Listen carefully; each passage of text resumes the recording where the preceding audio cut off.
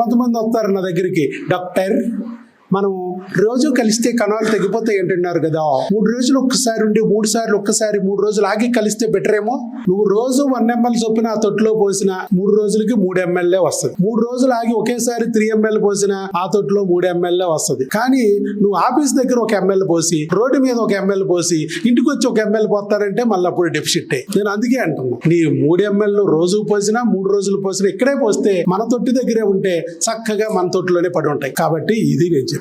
కాబట్టి ఎలా కలుస్తావు అనేది ఇంపార్టెంట్ కాదు, ఎక్కడ కలుస్తున్నావు అనేది ఇంపార్టెంట్. ఇక్కడ కలిస్తే ప్రెగ్నెన్సీ వస్తుంది, అక్కడ కలిస్తే ప్రెగ్నెన్సీ వేరే వాడి అకౌంట్ లోకి పోద్ది అని చెప్పాను. కాబట్టి ఇదే ముఖ్యం. సో మీరు మీ శక్తిని వృధా చేయొద్దు, మీ ధాతువులను వృధా చేయొద్దు, మీరు మొత్తాన్ని ఇక్కడే మనసుని కాన్సన్ట్రేట్ చేసి పెట్టాలి, డీవియేట్ అవ్వద్దు. ఓకే, ఆహారం అనేది చాలా ముఖ్యం. అలాగే మీకు హార్మోన్ల విషయాలకు వస్తే ఈ మంచి పనులు చేయడం వల్ల సెరటోనిన్, డోపమైన్ రిలీజ్ అవుద్ది. చక్కగా భార్యతో అనురాగాన్ని మెయింటైన్ చేయడం, బాండింగ్ వల్ల మీకు ఆక్సిటోసిన్ రిలీజ్ అయింది. అలాగే మీరు ఎక్సర్సైజులు చేయడం వల్ల ఎండార్ఫిన్స్, ఫెరమోన్స్ రిలీజ్ అవుతాయి. ఇవన్నీ గుడ్ హార్మోన్స్.